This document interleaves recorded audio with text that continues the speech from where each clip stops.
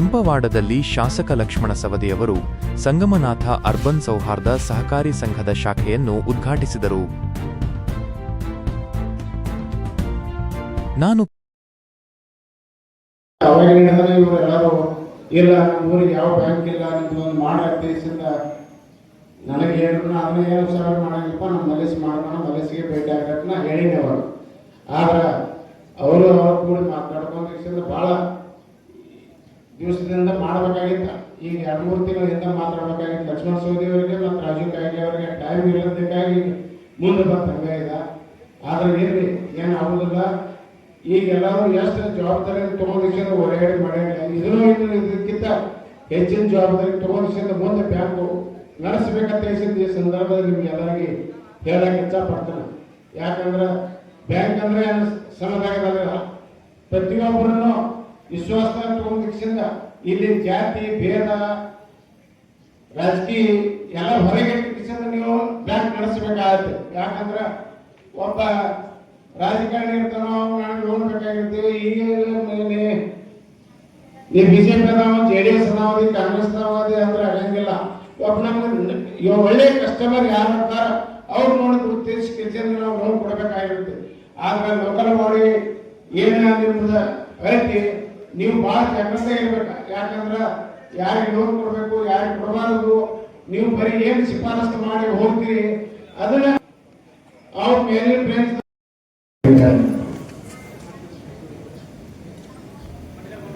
ಅದೇ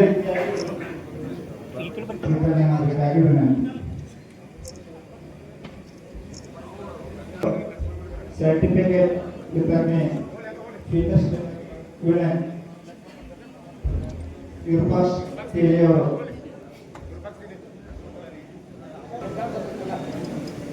रूपा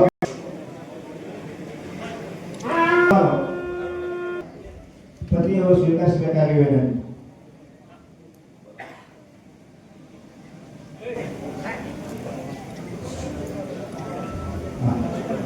रूपा बसप्पा टेलियो ಧನ್ಯವಾದಗಳು. ಇವರು ಸಹ ಮಾನ್ಯರಿಂದ ಸರ್ಟಿಫಿಕೇಟ್ ಸ್ವೀಕರಿಸಬೇಕಾಗಿ ವಿನಂತಿ. ಸ್ವೀಕರಿಸಬೇಕಾಗಿ ವಿನಂತಿ.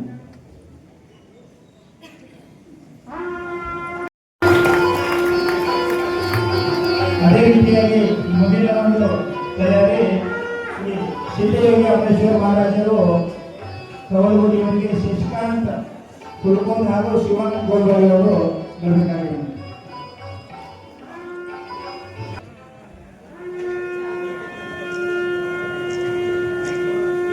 ಅದೇ ರೀತಿ ಕನ್ನಡ ಹಾಗೂ ಬೇಗುಕಂಡರ್ ಅವರು ರೆಡಿ ಆಗಿರಬೇಕು. ಅಪ್ಪ ಸಾಹೇಬ್ ಕನ್ನಡಿ ಹಾಗೂ ಬೇಗುಕಂಡರ್.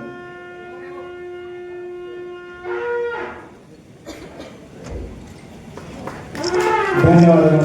ಚಪ್ಪಾಳೆ ಮೂಲಕ ಅವರನ್ನು ಅಭಿನಂದಿಸುವ. ಮುಂದಿನ ತಯಾರಿ ಮಹಾದೇವ್ ನಾಗೂರ್ ಹಾಗೂ ಯಲ್ಲಪ್ಪ ಕಲವರು ಅವರಿಗೆ ಬಬನ್ ಸಾವಂತ್ ಹಾಗೂ ಸಿದ್ದು ಮಹೇಶ್ವರಿ ಅವರು. ಅದೇ ರೀತಿಯನ್ನು ಅಧ್ಯಕ್ಷ ನಮ್ಮ ಕೆಂಬೋಡ ಗ್ರಾಮ ಪಂಚಾಯತಿ ಅಧ್ಯಕ್ಷರಿಗೆ ಶ್ರೀಮತಿ ಸಾವಿತ್ರಿ ಪ್ರಕಾಶ್ ಜಿಲ್ಲೆ.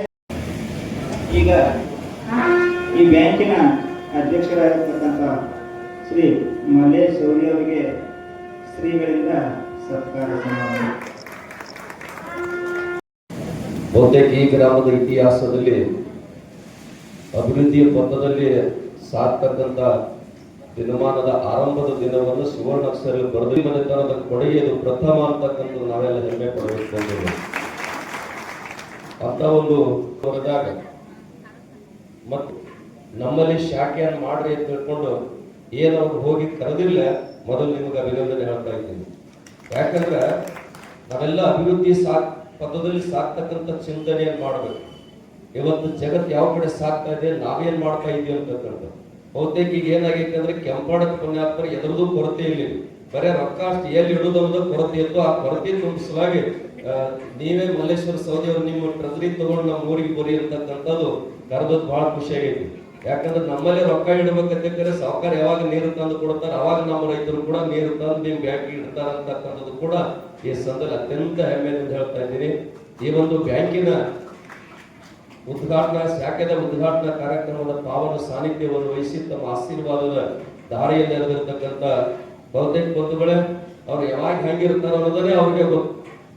ಬಹುತೇಕ ಆದ್ರೆ ಒಂದು ಮಾತನ್ನು ಹೇಳ್ತಾ ಇದ್ದೀನಿ, ಇಡೀ ಪುಣ್ಯಾತ್ಮರ ಸಮಾಜದ ಸಣ್ಣದಿರ್ಲಿ ದೊಡ್ಡದಿರ್ಲಿ ಯಾರೇ ಇರಲಿ ಎಲ್ಲರನ್ನ ಅತ್ಯಂತ ಪ್ರೀತಿಯಿಂದ ಕಾಣ್ತಕ್ಕಂಥ ಮತ್ತೊಮ್ಮೆ ಮರಳು ಶಂಕರನ್ನ ಮರಳು ಸಿದ್ಧರ ಮುಖಾಂತರ ನಾವು ನೋಡ್ತಕ್ಕಂಥದ್ದು ಅವಕಾಶ ದೊರೆತದ. ಅಂತ ಪರಮ ಪೂಜರಿಗೆ ಭಕ್ತಿಯಿಂದ ನಮಸ್ಕಾರಗಳನ್ನ ಹೇಳಿ, ಬಂಧುಗಳೇ, ನಮ್ಮ ನಾಡಿನ ಧೀಮಂತ ನಾಯಕರಾಗಿರ್ತಕ್ಕಂಥವ್ರು ಸಹಕಾರಿ ರಂಗಕ್ಕೆ ತಮ್ಮದೇ ಆಗಿರ್ತಕ್ಕಂಥ ಒಂದು ಕಳಸಪ್ರಾಯರಾಗಿರ್ತಕ್ಕಂಥ ಬಹುತೇಕ ಈ ಫೋಟೋ ನೋಡ್ತಾ ಇದ್ದೇವೆ, ಎಡಗಡೆ ಬಾಜು ಪತ್ರಿಕೆಯಲ್ಲಿ ಎಡಗಡೆ ಬಾಜು ಫೋಟೋ ನೋಡ್ತಾ ಇದ್ದೀವಿ. ಈ ಸಹಕಾರಿ ಕ್ಷೇತ್ರವನ್ನು ಮೊಟ್ಟ ಮೊದಲು ಹುಟ್ಟು ಹಾಕಿರ್ತಕ್ಕಂಥ ಗದಗ ಜಿಲ್ಲೆಯ ಒಂದು ಸಿದ್ದನಗೌಡ ಸಂಗರಾಮಗೌಡ ಪಾಟೀಲ್ ಅವರ ಫೋಟೋ ಯಾರಿಗೂ ಗೊತ್ತಿಲ್ಲ. ಬಹುತೇಕ ಅವರ ಒಂದು ಸಹಕಾರಿ ಮಂತ್ರಿ ಆದ ಬಳಿಕ ಬಹುತೇಕ ಅವ್ರ ಎಲ್ಲ ಆಲೋಚನೆಗಳು ಏನು ಅಂತಕ್ಕಂಥ ಇತಿಹಾಸವನ್ನು ನಿರ್ಮಾಣ ಮಾಡ್ತಕ್ಕಂಥವ್ರು. ದೊಡ್ಡ MD MA ಆಗಿಲ್ಲ, ಏನು MBBS ಮಾಡಿಲ್ಲ, ಏನು ಬಹುತೇಕ PUC ಸೆಕೆಂಡರಿ ಒಂದು ವಿಶೇಷ. ಅಂತ ಸಂದರ್ಭದೊಳಗ ಈ ಸಹಕಾರಿ ರಂಗಕ್ಕೆ ಮೂಲ ಪಿತಾಮಹ ಯಾರು ಅಂತಕ್ಕಂಥದನ್ನ ಸಂಶೋಧನೆ ಮಾಡಿ ಅವನ್ನ ಹುಡುಕಿಸಿ ಪ್ರತಿಯೊಂದು ಸಹಕಾರಿ ರಂಗದ ಕಾರ್ಯದಲ್ಲಿ ಅವರ ಭಾವಚಿತ್ರ ಅನಾವರಣ ಆಗ್ಬೇಕು, ಇವರು ಮೂಲ ಪುರುಷರಂತಕ್ಕಂಥದ್ದು ಪ್ರತಿಯೊಬ್ಬರಿಗೂ ಗುರುತಿಸ್ಬೇಕಂತಕ್ಕಂಥ ಮಹಾನ್ ಕಾರ್ಯ ಮಾಡಿರ್ತಕ್ಕಂಥವ್ರಿಗೆ ತಾವೊಂದ್ಸಲ ಜೋರಾದ ಚಪ್ಪಾಳೆ ಆಗಲಿ ಅನ್ನೋದನ್ನ ಸಂಸ್ಥೆ ಅಂತವ್ರು ವಿಶೇಷವಾಗಿ ಯಾವುದೇ ರಂಗದಲ್ಲಿ ತಗೋರಿ, ಶೈಕ್ಷಣಿಕ ಕ್ಷೇತ್ರದಲ್ಲಿ ತಗೋರಿ, ಅಥಣಿ ನಗರದಲ್ಲಿ ಪುಣ್ಯಾತ್ಮರ ವೆಟರ್ನರಿ ಕಾಲೇಜ್ ಬೇಕು ಅಂತಕ್ಕಂಥ ಆಲೋಚನೆ ಒಳಗೆ ಬಹುತೇಕ ಅವರಿಗೆ ಮಸಿನೇರಿ ಸಿಗ್ತಕ್ಕಂಥದ್ದು ಡಿಲೇ ಆಗ್ತಕ್ಕಂಥ ಸಂದರ್ಭದೊಳಗೆ ಯಾರಿಗೆ ತಯಾರಾಗಿದ್ದಲ್ಲ ಅವ್ರಿಗೆ ಬಸ್ಸಿಲೆ ಅವನೇ ನಮಗೆ ಕೊಡ್ರಿ ಮತ್ತೆ ಅವನಿಗೆ ಹಿಂದೆ ಕೊಡ್ರಿ ಅಂತ ತಿಳ್ಕೊಂಡು ಇಷ್ಟು ಕಳಕಳಿಯನ್ನು ಹೊಂದಿರತಕ್ಕಂಥ ಒಬ್ಬ ನಾಯಕರು ನಮ್ಗೆಲ್ಲ ಸಿಕ್ಕಿದ್ದು ನಮ್ಮೆಲ್ಲರ ಸೌಭಾಗ್ಯ ಬಂಧುಗಳು. ಇವತ್ತಿನ ನಿರ್ಮಾಣದಲ್ಲಿ ನಾನು ಪದೇ ಹೇಳ್ತೇನೆ, ಸರ್ಕಸ್ ಮಾಡೋ ಕಂಪನಿ ಹೆಚ್ಚಾಗಿರ್ತಂದಾಗ ಸರ್ವಿಸ್ ಮಾಡ್ತಕ್ಕಂಥವ್ರು ನಮ್ಮ ನಾಯಕರು ಅಂತಕ್ಕಂಥದ್ದು ಅತ್ಯಂತ ಹೆಮ್ಮೆದಿಂದ ಹೇಳಬೇಕಾಗ್ತದ.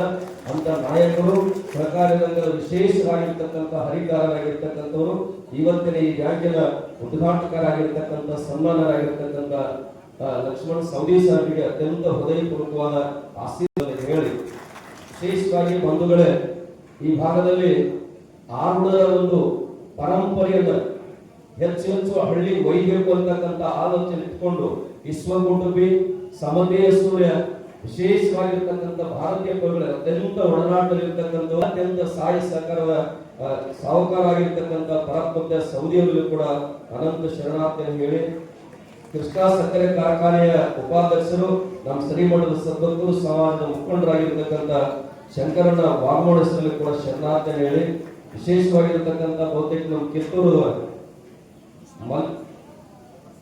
ಕುಸನಾಳ ಗ್ರಾಮದ ಮಲ್ಲೇಶ್ ಗೌಡರು ಕೂಡ ಶರಣಾರ್ಥಿಯನ್ನು ಹೇಳಿ, ಈ ಒಂದು ಗ್ರಾಮದ ಪ್ರಥಮ ಪ್ರಜೆಯಾಗಿರ್ತಕ್ಕಂಥ ಶ್ರೀಮತಿ ಅನ್ನಪೂರ್ಣ ಶೇಮಡೆ ತಾಯಿಗಳು ಕೂಡ ಶರಣಾರ್ಥಿಯನ್ನು ಹೇಳಿ, ಈ ಒಂದು ಬ್ಯಾಂಕಿನ ಅಧ್ಯಕ್ಷರು ಬಹುತೇಕ ಅವ್ರು ನೋಡಿ ಕಲಿಬೇಕು. ನಾವೆಲ್ಲರೂ ನಮ್ಮ ಶಿವಾನಂದ ಗೋಲ್ಬಾಯ್ ಅವರು ಕೊಡ್ಕೊಂಡು ನಾನು ಎಲ್ಲಿದ್ದರೆ ನಾನು ಬರ್ತೇನೆ ಅಂದ್ರೂ ಕೇಳಿಲ್ಲ, ನಾವು ಬೇರೆ ಊರ ಕಾರ್ಯಕ್ರಮ ತೋಟದಾಗಿದ್ದೀನಿ, ಅಲ್ಲಿ ಹುಡುಕಾಡ್ಬೇಕು ಬಂದ್ರು ಕಾರ್ಡ್ ಕೊಡಕ ಯಾಕೆ ಜವಾಬ್ದಾರಿ ಅವಸ್ಥೆ ಇಲ್ಲ. ನನ್ನ ಧರ್ಮ ಅದು ಒಬ್ಬ ಸ್ವಾಮೀಜಿ ಅವರನ್ನ ಅತ್ಯಂತ ಗೌರವ ಪ್ರೀತಿಯಿಂದ ಕರಿಬೇಕು ಅಂತಕ್ಕಂಥದನ್ನ ಮಲ್ಲೇಶ್ವರು ಅಲ್ಲಿ ತನಕ ಬಂದು ಈ ಸಂಸ್ಥೆ ಜವಾಬ್ದಾರಿ ಹೊತ್ಕೊಂಡು ನಾನು ಇಷ್ಟೇ ಬಯಸ್ತಾ ಇದ್ದೀನಿ.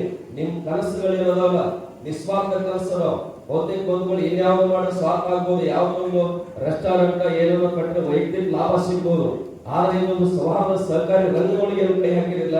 ಬಹುತೇಕ ನೀವು ಬ್ಯಾಂಕ್ ಮಾಡೋದ್ರಿಂದ ನಮ್ಮ ಶಿಶು ಮಕ್ಕಳು 7 ಮಂದಿ ದೂರ ಮಾಡಾಕತ್ತಾರೆ. ನೀವು ಬ್ಯಾಂಕ್ ನೋಡಿ ಕೆಲಸಕ್ಕೆ ಕೊಡ್ಕೆ ಅವ್ರಿಗೊಂದು ಬದುಕನ್ನು ಕೊಟ್ಟಂಗಾಯ್ತು. ಬಹುತೇಕ ರಾತ್ರಿ 12 ಗಂಟೆಗೆ ಬಂದ್ರು ನೀವೆಲ್ಲ ನ್ಯಾಷನಲೈಸ್ ಬ್ಯಾಂಕ್ ಹೋದ್ರೆ ಅಂದ್ರೆ ಸಮಯ ಇರ್ತದ, ಆ ಸಮಯದಾಗ ಹೋಗ್ಬೇಕಂತವ್ರೆಲ್ಲ ಪ್ರೊಸೀಜರ್ ಒಂದು 3 ಕಾಗದ ತೆಗಿತಾರ, 3 ತಿಂಗಳು ನಡ್ಕಾಕ್ಬೇಕು. ಆದ್ರೆ ಈ ಸಹಕಾರಿ ರಂಗಗಳು ಹೇಗೈತೆ ಅಂತ ಕೇಳಿದ್ರೆ ರಾತ್ರಿ 12 ಗಂಟೆಗೆ ಬಂದು ಒಂದಿಷ್ಟಿಂತ ತೊಂದರೆದಾಗ ಅದೇ ಸಹಕಾರ ಏನಾದ್ರು ಸಹಕಾರ ಮಾಡಿದಾಗ ಆ ಬಾಗಿಲನ್ನು ತೆರೆದುಕೊಡ್ತಕ್ಕಂಥ ನಿಮಗೆ ಸ್ಪಂದಿಸ್ತಕ್ಕಂಥ ಕ್ಷೇತ್ರ ಆಗಿದ್ರೆ ಅದು ಸಹಕಾರಿ ಕ್ಷೇತ್ರ.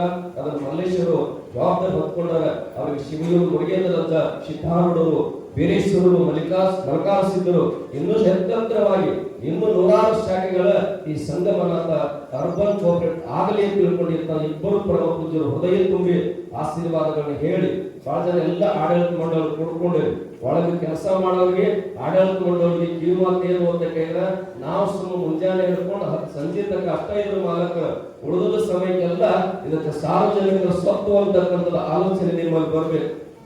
ಯಾಕಂದ್ರೆ ಪ್ರತಿಯೊಂದು ನಾನು ಬಹಳ ಸಲ ಹೇಳಿ ಯಾವುದೇ ಕೆಲಸ ಮಾಡು ಮುಂಜಾನೆ 9ಕ್ಕೆ ಕೂಲಿ ಮಾಡೋ ಒಬ್ಬ ಕೂಲಿಕಾರ ಹೊಲಕ್ಕೆ ಹೋದಂದ್ರ ಮುಂಜಾನೆ 9 ಹಿಡ್ಕೊಂಡು ಸಾಯಂಕಾಲ 5 ಗಂಟೆ ನನ್ನ ಸಮಯ ಮುಗಿತನ ಈ ಹೊಲಕ್ಕೆ ನಾನೇ ಮಾಲಕ ಅಂತಕ್ಕಂಥ ಭಾವ ಇಟ್ಟು ದುಡಿದಂದ್ರ ಅವನಿಗೆ ದೇವರು ವಶ ಹಾಗೆ ಆಗ್ತಾನಂತ.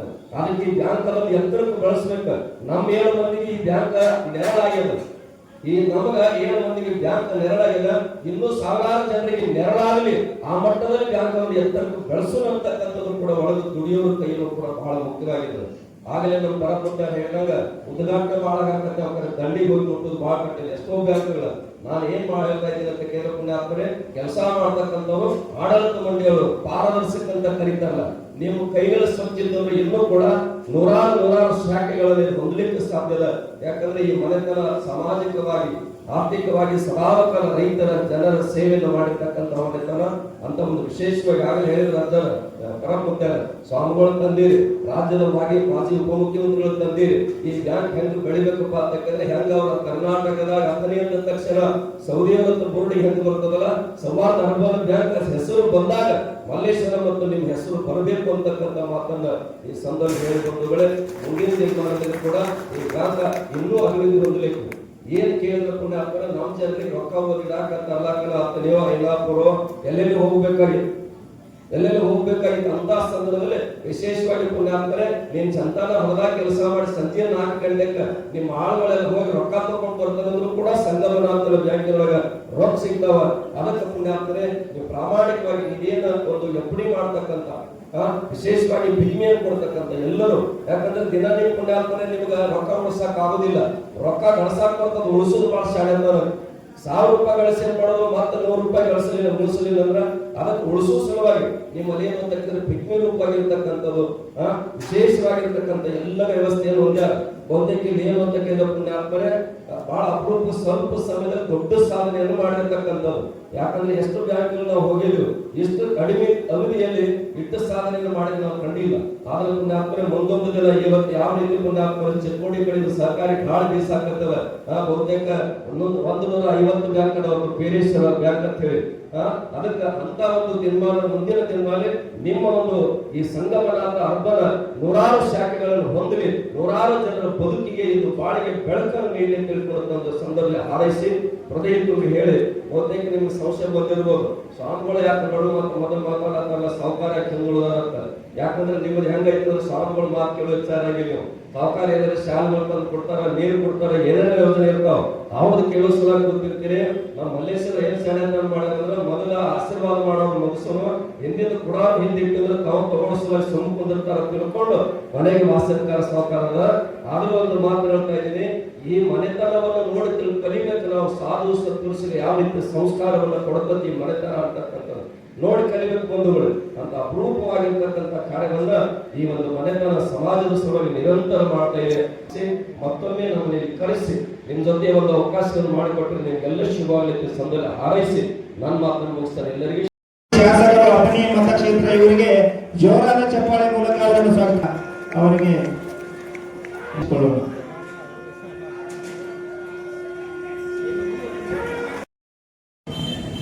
ಉದ್ಘಾಟನೆಯನ್ನು ನಾವು ಮಾಡಿ ಕ್ಷೇತ್ರ ಅಂದ್ರೆ ನಮ್ಮ ಹಳ್ಳಿ ಒಳಗೆ ಮಾತಾಡ್ತೇವೆ ಆಡಳಿತದ ಸ್ಪರ್ಧಿಲ್ಲ ಮತ್ತು ಸರ್ಕಾರಿ ಕ್ಷೇತ್ರದಲ್ಲಿ ಮಾಡದೇ ಇರತಕ್ಕಂಥ ಕಾರ್ಯಗಳಿಲ್ಲ. ಬಹುತೇಕ ಈ ದೇಶದಲ್ಲಿ ನಡೀತಕ್ಕಂಥ ಎಲ್ಲಾ ಚಟುವಟಿಕೆಗಳಿಗೂ ಕೂಡ ಸಹಕಾರಿ ಕ್ಷೇತ್ರ ತನ್ನದೇ ಆಗಿರ್ತಕ್ಕಂಥ ಒಂದು ಗುರುತರವಾಗಿರ್ತಕ್ಕಂಥ ಹೆಜ್ಜೆಗಳನ್ನ ಮೂಡಿಸಿರ್ತಕ್ಕಂಥ ಕ್ಷೇತ್ರ ಅದು ಸಹಕಾರಿ ಕ್ಷೇತ್ರ. 120 ವರ್ಷಗಳ ಹಿಂದೆ ಗದಗ ಜಿಲ್ಲೆ ಕನಗಿನಾಳ ಗ್ರಾಮದಲ್ಲಿ ಭಾರತ ದೇಶದಲ್ಲಿ ಮೊಟ್ಟ ಮೊದಲನೇದಾಗಿ ಭಾರತ ದೇಶ ಅನ್ನೋದಕ್ಕಿಂತಲೂ ಕೂಡ ಏಷ್ಯಾ ಖಂಡದಲ್ಲೇನೆ ಮೊಟ್ಟ ಮೊದಲನೇ ಸಹಕಾರಿ ತರಹದ ಮೇಲೆ ಒಂದು ಸಂಘವನ್ನ ಹಾಕಿ ಆ ಸಹಕಾರಿ ಕ್ಷೇತ್ರಕ್ಕೆ ಒಂದು ಬೀಜವನ್ನು ನೆಟ್ಟಿರ್ತಕ್ಕಂಥವರು ಸಿದ್ದನಗೌಡ ಸಣ್ಣ ರಾಮನಗೌಡ ಪಾಟೀಲ್. ಅವತ್ತಿನ ನಾವು ಹಾಕಿರ್ತಕ್ಕಂಥ ಸಹಕಾರಿ ಬೀಜ ಇವತ್ತು ಬೆಳೆದು ಹೆಮ್ಮರವಾಗಿ ದೇಶ ಸಹಕಾರಿ ಕ್ಷೇತ್ರ ಆ ಒಂದು ತಳದ ಮೇಲೆ ಬಹಳಷ್ಟು ಈ ದೇಶದ ರಾಜ್ಯದ ಜನ ವಿಶ್ವಾಸವನ್ನು ಇಟ್ಕೊಂಡು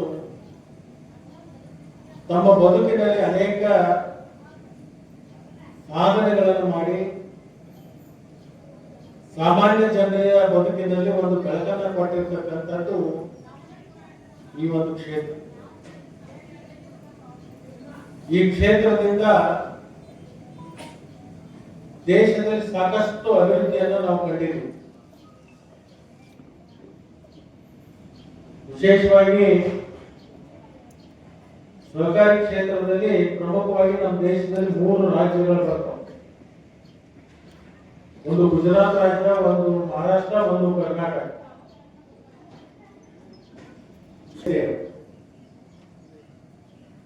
ಸುಮಾರು 34 ಲಕ್ಷ ಕುಟುಂಬಗಳು, ಸುಮಾರು 23,000 ಕೋಟಿ ರೂಪಾಯಿ ಇವತ್ತು ಸತತವಾಗಿ ಬಡ್ಡಿ ರಹಿತ ಸಾಲವನ್ನು ಪಡ್ಕೊಳ್ತಕ್ಕಂಥದ್ದು ಇದೆ. ಈ ಬಡ್ಡಿ ರಹಿತ ಸಾಲವನ್ನು ಪಡ್ಕೊಳ್ತಕ್ಕಂಥದ್ದು ಪ್ರಾರಂಭ ಆಗಿರ್ತಕ್ಕಂಥದ್ದು ದೇಶದಲ್ಲಿ ಮೊದಲನೇದಾಗಿ ಪ್ರಾರಂಭ ಎಲ್ಲಿಂದ ಆಯಿತು ಅಂತಂದ್ರೆ ಅದು ಕರ್ನಾಟಕದಿಂದ ಆಗಿದೆ ಅಂತಕ್ಕಂಥದ್ದು ಕೂಡ ನಾವು ಅರ್ಥ ಮಾಡ್ತೀವಿ. ಯಾವ ರಾಜ್ಯದಿಂದ ಪ್ರಾರಂಭ ಆಯಿತು ಅದೇ ರಾಜ್ಯದಿಂದ ಇವತ್ತು ಬಹಳ ದೊಡ್ಡ ಕ್ರಾಂತಿ ಆಗಿರ್ತಕ್ಕಂಥದ್ದು ಇದೆ.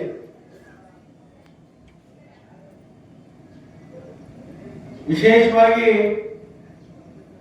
2-3 ತರದ ನಾವು ಸಹಕಾರಿ ಕ್ಷೇತ್ರದಲ್ಲಿ ಕಾರ್ಯವನ್ನು ಮಾಡ್ತೀವಿ. ಒಂದು ಕೃಷಿಗೆ ಸಂಬಂಧಪಟ್ಟಿರ್ತಕ್ಕಂಥ ಸಹಕಾರಿ ಕ್ಷೇತ್ರಗಳು, ಕೃಷಿಯನ್ನು ಹೊರತುಪಡಿಸಿ ಇನ್ನುಳಿದಿರ್ತಕ್ಕಂಥ ಚಟುವಟಿಕೆ ಮಾಡತಕ್ಕಂಥದ್ದು ಇನ್ನೊಂದು ಕ್ಷೇತ್ರ. ಅದರ ಜೊತೆಗೆ ಸ್ವಾವಲಂಬಿ ಮತ್ತು ಸ್ವಾಯತ್ತತೆಯನ್ನು ಹೊಂದಿ ಕಾರ್ಯವನ್ನು ಮಾಡತಕ್ಕಂಥದ್ದು ಅದು ಸೌಹಾರ್ದ ಸಹಕಾರಿ. ಈ ಸಂಸ್ಥೆ ಸೌಹಾರ್ದ ಸಹಕಾರಿ ಅಡಿಯಲ್ಲಿ ಕಾರ್ಯವನ್ನು ನಿರ್ವಹಿಸುತ್ತಾರೆ. ಮೊದಲು ಕರ್ನಾಟಕದಲ್ಲಿ ಮತ್ತು ದೇಶದಲ್ಲಿ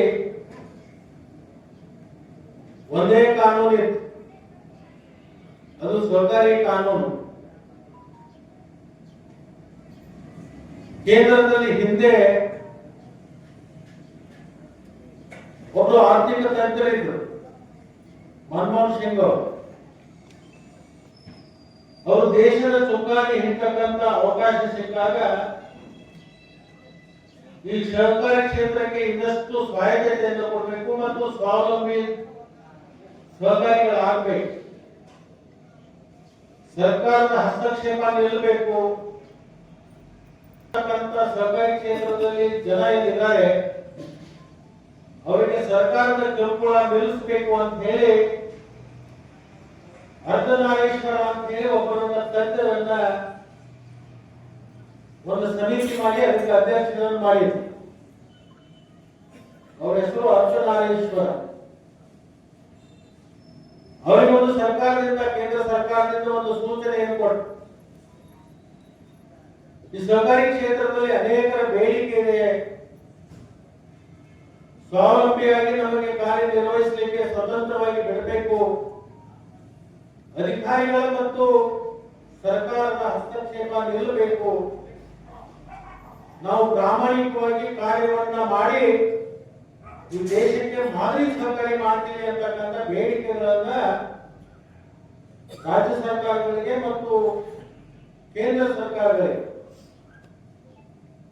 ಈ ಕ್ಷೇತ್ರದಲ್ಲಿ ಕಾರ್ಯವನ್ನು ನಿರ್ವಹಿಸತಕ್ಕಂಥ ಅನೇಕ ಪರಿಣಿತರು ಒಂದು ಬೇಡಿಕೆ ನಿಂತಾಗ ಅವಾಗ ಅರ್ಧನಾರೀಶ್ವರ ಸಮಿತಿ ರಚನೆ ಮಾಡಿ ಇಡೀ ದೇಶದಲ್ಲಿ ಸಂಚಾರವನ್ನ ಮಾಡಿ ಇವರಿಗೆ ಯಾವ ತರದಿಂದ ಅದನ್ನ ಸ್ವಾಯತ್ತತೆ ಕೊಡಬೇಕು ಅಂತ ಹೇಳಿ ಒಂದು ಚಿಂತನೆಯನ್ನು ಮಾಡಿ ಒಂದು ವರದಿಯನ್ನ ಕೇಂದ್ರ ಸರ್ಕಾರಕ್ಕೆ ಕೊಡಬೇಕು ಅಂತ ಹೇಳಿ ಒಂದು ಕೇಳಿದ್ರು. ಅರ್ಧನಾರೀಶ್ವರರು ಸುಮಾರು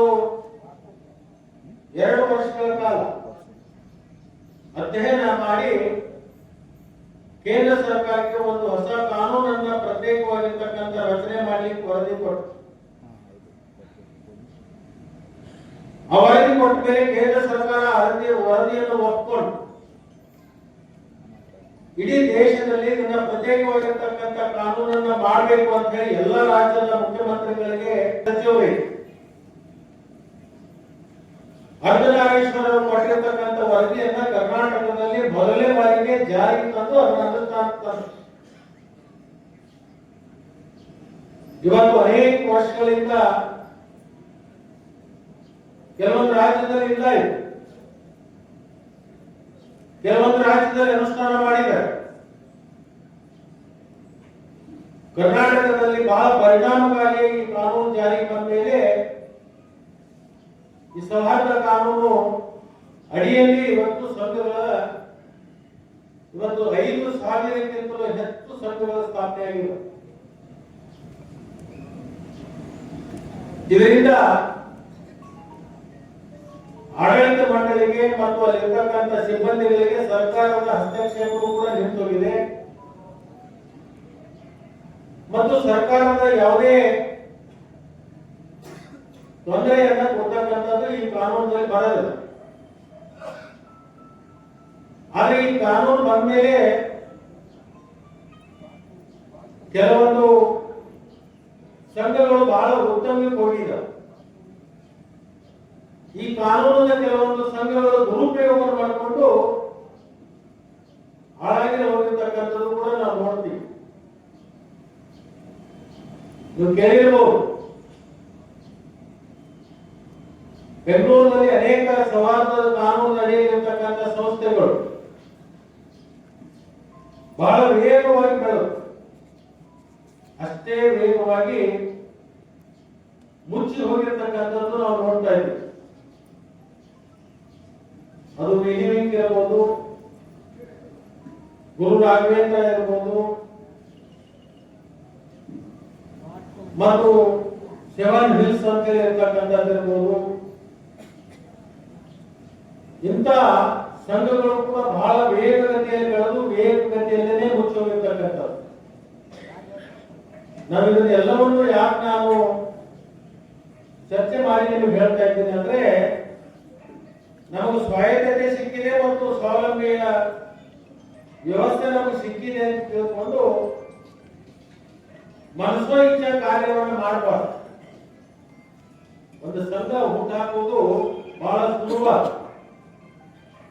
ಆದ್ರೆ ಆ ಸಂಘವನ್ನು ಉಳಿಸಿಕೊಂಡು ಬೆಳೆಸಿಕೊಂಡು ಮುಂದಿನ ತಲೆಮಾರಿಗೆ ಅದನ್ನ ಒಯ್ತಕ್ಕಂಥದ್ದು ಬಹಳ ದೊಡ್ಡ ಜವಾಬ್ದಾರಿ ಇದೆ. ನಾನು ಮಲ್ಲೇಶ್ಗೂ ಹೇಳ್ತೀನಿ, ಅವರ ಆಡಳಿತ ಮಂಡಳಿಯ ಸದಸ್ಯರಿಗೂ ಹೇಳ್ತೀನಿ, ಅಲ್ಲಿರ್ತಕ್ಕಂಥ ಸಿಬ್ಬಂದಿಗೂ ಹೇಳ್ತೀನಿ. ಇವತ್ತು ದೇಶದಲ್ಲಿ ರಾಜ್ಯದಲ್ಲಿ ಸರ್ಪ್ಲಸ್ ಅಮೌಂಟ್ ಬಹಳ ಇದೆ, ಸಾಕಷ್ಟು ದುಡ್ಡಿದೆ. ಆದ್ರೆ ಸಾರ್ವಜನಿಕರು ಆ ದುಡ್ಡನ್ನ ಠೇವಣಿ ಇಡಬೇಕಾದ್ರೆ ಯಾರನ್ನ ನೋಡಿ ಇಡ್ತಾರೋ ಅಂತಂದ್ರೆ ಅದು ಬ್ಯಾಂಕ್ ಯಾರು ಮತ್ತು ಯಾರಿದ್ದಾರೆ ಆ ಠೇವಣಿ ರಕ್ಷಣೆ ಮಾಡ್ತಕ್ಕಂಥ ದೊಡ್ಡ ಜವಾಬ್ದಾರಿ ನಿಮ್ಮ ಮೇಲಿದೆ. ಯಾಕಂತಂದ್ರೆ ಪಾಪ ಬಡವರು, ಮಧ್ಯಮದ ವರ್ಗದವರು, ಶ್ರೀಮಂತರು, 3 ವರ್ಗದವರು ಇರ್ಬೋದು. ಒಬ್ಬ ಬಡವ ಏನು ಆಲೋಚನೆ ಮಾಡ್ತಾನೆ ಅಂತಂದ್ರೆ, ನಾನು ಕಷ್ಟಪಟ್ಟು ಅಂತ ಏನು ಹಣ ಉಳಿಸಿರ್ತಾರೆ ಅದು ಇನ್ನೇನಾದ್ರೂ ಇಟ್ರೆ ಏನೇನೋ ಆದೀತು ಅಂತ ತಿಳ್ಕೊಂಡು ಮುಂದೆ ನನಗೆ ಕಷ್ಟಕಾಲದಲ್ಲಿ ನನಗೆ ಪ್ರಯೋಜನ ಆಗ್ತಿದೆ ಅಂತ ತಿಳ್ಕೊಂಡು ಆ ಹಣವನ್ನು ತಂದು ಬ್ಯಾಂಕಿನಲ್ಲಿ ಅದನ್ನ ಠೇವಣಿ ಇಡ್ತಾರೆ. ಮುಂದೆ ನಮ್ಮ ಮಕ್ಕಳ ಮದುವೆಗೋ ಅಥವಾ ಕಷ್ಟಕಾಲದಲ್ಲಿ ನಮಗೆ ಅದು ಅತ್ಯಂತ ಸಹಾಯ ಆಗ್ತಿದೆ ಅಂತಕ್ಕಂಥ ಒಂದು ಆಲೋಚನೆ ಇಟ್ಕೊಂಡು ಠೇವಣಿ ಇಟ್ಟಿರ್ತಾರೆ. ಆ ಠೇವಣಿದಾರರ ರಕ್ಷಣೆ ಮಾಡ್ತಕ್ಕಂಥದ್ದು ಬಹಳ ದೊಡ್ಡ ಜವಾಬ್ದಾರಿ. ಅದನ್ನ ಹೇಗೆ ರಕ್ಷಣೆ ಮಾಡಬೇಕು ಅಂತಂದ್ರೆ, ಅವನಿಟ್ಟಿರ್ತಕ್ಕಂಥ ದುಡ್ಡನ್ನು ನಾವು ಯಾರಿಗೆ ಕೊಡ್ತಾ ಇದ್ದೀವಿ, ಆ ಸಾಲ ರೂಪದಲ್ಲಿ ನಾವು ಏನು ಕೊಡ್ತಾ ಇದ್ದೀವಿ, ಆ ವ್ಯಕ್ತಿಯ ಹಿನ್ನೆಲೆ ಬಹಳಷ್ಟು ನೀವು ಅಧ್ಯಯನ ಮಾಡಬೇಕಾಗುತ್ತೆ. ಯಾಕಂತಂದ್ರೆ ಇವತ್ತಿನ ನಿರ್ಮಾಣದೊಳಗೆ ಕೊಟ್ಟಂಗೆ ಇಸ್ಕೊಂಡವ್ ಇರ್ಬೇಕ. ಆ ಸಾರ್ವಜನಿಕರು ಬಡವರು ತಮ್ಮ ಬೆವರನ್ನ ರಕ್ತದ ರೂಪದಲ್ಲಿ ಸುಟ್ಟು ಅದನ್ನ ನೀರಾಗಿ ಭೂಮಿ ಮೇಲೆ ಚೆಲ್ಲಿ ಬೆಳೆಸಿರ್ತಕ್ಕಂಥ ಹಣ ಇರ್ತವೆ. ಆ ಹಣವನ್ನ ಯಾರಿಗೆ ಕೊಟ್ರೆ ಅವನು ಮರುಪಾವತಿ ಮಾಡ್ತಾನೋ ಇಲ್ಲೋ ಅಂತಕ್ಕಂಥದ್ದು ಚಿಂತನೆ ಅದನ್ನು ಮಾಡ್ಬೇಕು. ನಾನು ಒಂದ್ ಕಡೆ ಕೇಳ್ತಾ ಇದ್ದೆ, ಬಾಗೇವಾಡಿ ಒಳಗೆ ಒಂದು ಅರ್ಬನ್ ಬ್ಯಾಂಕ್ ಇದೆ, ಅಲ್ಲಿ ಒಬ್ಬ ಅಧ್ಯಕ್ಷರಿದ್ರು ಮುಂಡೋಳಿ ಅಂತ ಹೇಳಿ, ವಯಸ್ಸಾಗಿತ್ತು. ಆ ಅರ್ಬನ್ ಬ್ಯಾಂಕ್ ಸುಮಾರು 70 ವರ್ಷದಿಂದ ಚುನಾವಣೆ ಆಗಿಲ್ಲ. ಯಾಕಂದ್ರೆ ಆ ಆಡಳಿತ ಮೇಲೆ ಇರ್ತಕ್ಕಂಥ ಜನರ ವಿಶ್ವಾಸ, ಇವರು ಬಹಳ ವಿಶ್ವಾಸಾರ್ಹವಾಗಿ ಇವತ್ತು ಸಂಘವನ್ನು ನಡೆಸ್ತಾ ಇದ್ದಾರೆ. ಇವರನ್ನ ಬದಲಾವಣೆ ಮಾಡಬಾರ್ದು ಅಂತ ಹೇಳಿ 70 ವರ್ಷಗಳ ಕಾಲ ಆ ಸಂಘದ ಚುನಾವಣೆ ಆಗಲಿಲ್ಲ. ಆ ಮುನ್ನೋಳಿ ಅರ್ಜುನ್ ಅಂದ್ರೆ ಯಾರಾದ್ರೂ ಸಾಲ ಕೇಳಕ್ ಬಂದ್ರೆ ಅವ್ ಯಾವ ಅರ್ಜುನ್ ಅಧ್ಯಯನ ಮಾಡ್ತಿದ್ದಂದ್ರೆ ಅವನ ಹತ್ರ ಒಬ್ಬ ಕಾಂಗಾರ ಸಾಲ ಕೇಳಕ್ ಬಂದ್ರು. ಎದಕ್ ಬೇಕಾಗೈತೆ ಅಂತ ಹೇಳಿದ್ರು. ನಾನು ರೈಲ್ವೆ ಸ್ಟೇಷನ್ ಊರಿಗೆ ಎತ್ತಾಕ್ಸಲಾಕ ಒಂದು ಟಾಂಗ ತಗೊಳ್ಳೋನು, ಅದಕ್ಕೆ ಒಂದು ಟಾಂಗ ತಗೊಳಕ ನನಗೆ 10,000 ರೂಪಾಯಿ ಸಾಲ ಬೇಕು. ಅವನು ಬಹಳ ಇವತ್ತು ಅತ್ಯಂತ ಅವಶ್ಯವಾಗಿರ್ತಕ್ಕಂಥ ನನ್ನ ಹೆಸರಿನ ಮೇಲಿನ ಒಂದು 17 ಬ್ಯಾಂಕ್ ಇದೆ. ದಿವಸ ಒಂದು 10 ಅರ್ಜಿ ಬರ್ತಿರ್ತಾವ, ನನ್ನ ಸಾಲ ಕೊಡ್ರಿ, ನಮಗೆ ಸಾಲ ಕೊಡ್ರಿ. ಆ ಸಾಲದ ಅರ್ಜಿನ ಪ್ರತಿನಿತ್ಯ ಬಂದಾಗ ನಾನು ಮ್ಯಾನೇಜರ್ ಜೊತೆಗೆ ಸಂಪರ್ಕ ಮಾಡ್ತೀನಿ. ಯಾವ ವ್ಯಕ್ತಿ ಸಾಲ ತಗೊಳ್ಳಬೇಕೋ, ಎದಕ್ಕೆ ತಗೊಳ್ಳಬೇಕೋ, ಎದ್ರ ಸಲುವಾಗಿ ಅರ್ಜಿ ಕೊಟ್ಟಿದ್ದಾರೋ. ಕಾರಣ ಏನಂತಂದ್ರೆ ಸಾರ್ವಜನಿಕರು ಕೊಟ್ಟಿರ್ತಕ್ಕಂಥ ಠೇವಣಿ ಹಣ ಅದು ನಮ್ಮ ಮೇಲೆ ಇಟ್ಟಿರ್ತಕ್ಕಂಥ ವಿಶ್ವಾಸದ ಮೇಲೆ ಇಟ್ಟಿರ್ತಾರೆ. ಅವರಿಗೆ ಮುದತ್ ಹೋಗುವ ಮೇಲೆ ಅದನ್ನ ಬಡ್ಡಿ ಸಹಿತವಾಗಿ ನಾವು ಉತ್ತಮ ರೀತಿಯಿಂದ ಕೊಡ್ಬೇಕು. ಈಗ ಅನೇಕ ಕಡೆ ಸಂಘದ ಸ್ಥಾಪನೆ ಆಗಿ ಅನೇಕ ಕಡೆ ಮುಚ್ಚಿ ಹೋಗ್ತಕ್ಕಂಥದ್ದು ಇವತ್ತು ನಾವು ನೋಡ್ತಾ ಇದ್ದೀವಿ. ನಾನು ಯಾಕೆ ಇದನ್ನ ನಿಮಗೆ ಅತ್ಯಂತ ಚರ್ಚೆ ಮುಖಾಂತರ ಹೇಳ್ತೇನೆಂದ್ರೆ, ಪರಮ ಪೂಜ್ಯರನ್ನ ಮತ್ತು ನಮ್ಮನ್ನು ಕರೆಸಿಕೊಂಡು ಇಲ್ಲಿ ಉದ್ಘಾಟನೆ ಮಾಡಿಸಿದೆ. ಈ ಉದ್ಘಾಟನೆಯಲ್ಲಿ ಕೂಡಿರ್ತಕ್ಕಂಥ ಜನ ಚರ್ಚೆ ಮಾಡ್ತಾರೆ. ಲಕ್ಷ್ಮಣ ಸವದಿ ಅವರು ಮತ್ತು ಅಜ್ಜರು ಬಂದು ಅದನ್ನ ಉದ್ಘಾಟನೆ ಮಾಡಿದವರು. ಮುಂದೆ ಏನಾದ್ರೆ ಹೆಚ್ಚು ಕಡಿಮೆ ಆದ್ರೆ ಇವರಿಬ್ಬರು ಎಂತ ಕೈಗೆ ಬಂದು ಉದ್ಘಾಟನೆ ಮಾಡಿದ್ರು ಮಾರಾಯ ಅಂತ ಹೇಳಿ ನಮ್ಮನ್ನು ಟೀಕೆಗಳಷ್ಟು ಮಾಡ್ತಾರೆ. ಅದಕ್ಕೆ ನಮ್ಮನ್ನು ಟೀಕೆ ಮಾಡೋದು, ನಮ್ಮನ್ನು ಹಂಸೋದು ಆಗಬಾರ್ದು ಅಂತ ತಿಳ್ಕೊಂಡು ನಾವು ಸ್ವಾರ್ಥದಿಂದ ಈ ಮಾತನ್ನ ಹೇಳ್ತಾ ಇದ್ದೀವಿ. ಉದ್ದೇಶ ಏನಪ್ಪಾ ಅಂತಂದ್ರೆ ಸಂಘ ಸದೃಢವಾಗಿರ್ಬೇಕು, ಸಾರ್ವಜನಿಕರ ಹಿತವನ್ನ ಕಾಪಾಡ್ತಕ್ಕಂಥ ಉದ್ದೇಶಗಳಿಟ್ಕೊಂಡು ನಾವು ಮಾಡಬೇಕಾಗ್ತದೆ. ಆ ನಿಟ್ಟಿನಲ್ಲಿ ನೀವೆಲ್ಲರೂ ಕಾರ್ಯವನ್ನು ನಿರ್ವಹಿಸಬೇಕು. ಕೆಂಪವಾಡ ಗ್ರಾಮ ಸಣ್ಣ ಗ್ರಾಮ ಇದ್ರೂ ಕೂಡ ನಾನು ಕೇಳಿದೆ ಇಲ್ಲಿ ಠೇವಣಿ ಎಷ್ಟು ಬಂದಿದೆ ಅಂತ. ನನಗೆ ಉದ್ಘಾಟನಾ ಕಾರ್ಯಕ್ರಮದಾಗ ಮಲ್ಲೇಶ್ ಕೆಂಪವಾಡ ಗ್ರಾಮ ಸಣ್ಣ ಊರು ಅಲ್ಲೇ ನಡೀತಿದೆ ಅಂತಂದೆ. ಸಣ್ಣ ಊರು ಇದ್ರೂ ಕೂಡ ಕಾಕ ಈ ಸಲ 1.5 ಕೋಟಿ ರೂಪಾಯಿ ಡಿಪಾಸಿಟ್ ಬಂದೈತೆ ಅಂತ ಕೇಳಿ ನನಗೆ ಅನಿಸ್ತು ಕೆಂಪವಾಡ ಹಳಿ ಕೆಂಪವಾಡ ಉಳಿದಲ್ಲ ಹೊಸ ಕೆಂಪವಾಡ ಆಗಿದೆ ಅಂತ ಅನಿಸ್ತಕ್ಕಂಥ. ಅಂದ್ರೆ ಆರ್ಥಿಕವಾಗಿ ಸದೃಢ ಆಗಿದೆ ಕೆಂಪವಾಡ ಅಂತ ಹೇಳಿ. ಇದು ಸಹಕಾರಿ ಕ್ಷೇತ್ರ ಹೇಗಿರ್ತದಪ್ಪ ಅಂತಂದ್ರೆ ಕೆರೆಯ ನೀರು ಕೆರೆಗೆ ಚೆಲ್ಲಿ ಹೊರವ ಪಡಕು ಅಂತ. ಇಲ್ಲೇ ಸಾರ್ವಜನಿಕರ ಹಣ ಸಂಗ್ರಹ ಮಾಡುದು, ಇಲ್ಲೇ ಸಾರ್ವಜನಿಕರಿಗೆ ಅದನ್ನ